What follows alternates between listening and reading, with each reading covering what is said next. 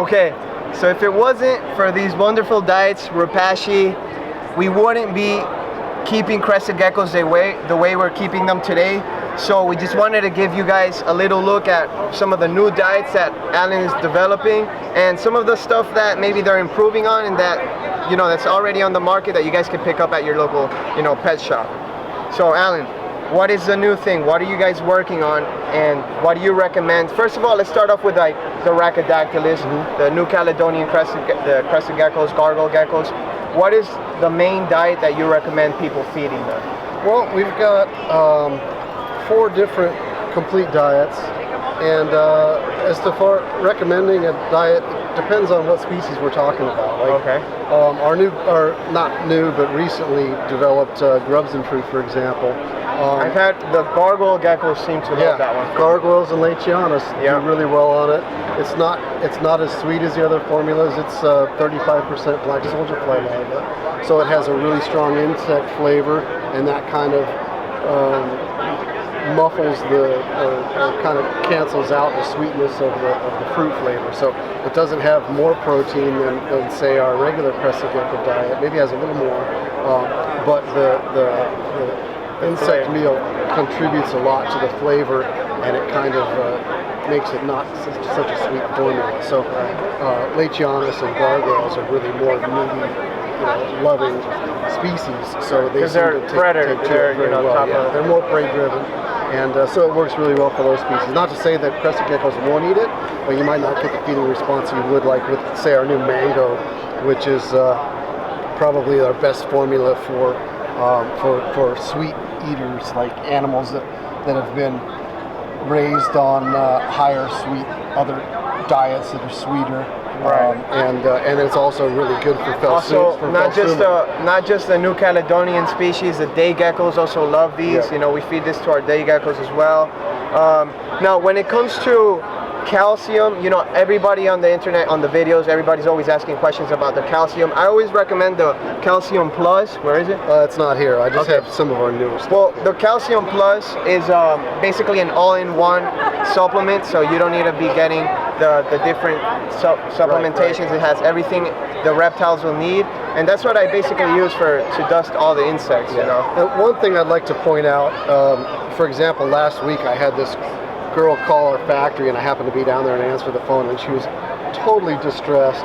She was said, and I have, I'm seeing metabolic bone disease in my geckos, and I don't know what I'm doing. I'm feeding your diets, I'm feeding Pangea diets, and so I kind of tried to pick her brain a little bit and see what you're doing. She's like, I'm adding extra calcium, and it's still getting worse. And I'm like, well, how much extra calcium are you adding? And she's like, well, I put like 2 scoops of gecko diet and 1 scoop of calcium. Oh my God. I'm just like, okay, well, there's your problem. Metabolic bone disease isn't just caused by a lack of calcium or a lack of vitamin D3. It can be caused by the opposite end of the spectrum as well. Right. So when it comes to calcium, if you overdo it, it's just as bad as if you don't give them as much. I can't speak for all the other diets out there, but our diets, I developed these diets in a breeding working commercial facility, and my focus was to make a diet that I didn't have to add anything to.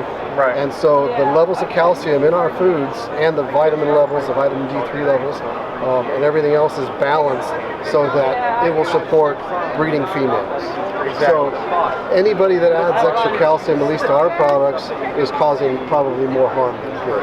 Okay, so you heard it yourself. If you're feeding Repashy and you have breeding geckos, you don't need to add any more calcium. Obviously, if you're feeding the crickets or any bugs, you dust them with the Calcium Plus. You treat bugs like they're a separate meal, so if you're feeding crickets, you dust them with Calcium Plus.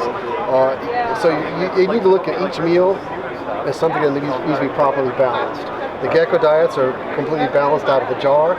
A cricket needs to be dusted with calcium to be balanced. Okay. If you're feeding an iguana veggies, then you need to have something to add your calcium to the veggies. So every meal is different, and a good crested gecko diet can support non-dusted crickets, maybe once a week or so. But in general, there's no reason not to try to dust and supplement with crickets as well. Perfect.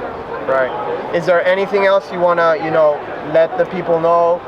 As far as new stuff, our banana cream pie is a new diet that it's actually not a diet. It's more of a treat supplement, once or twice a week kind of thing.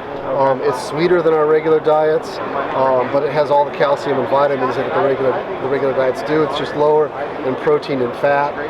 It's very, very well received by geckos, by iguanas, by skinks, and what's really unique about it is that it can be fed as a paste, or it can be made into a gel like our other gel foods.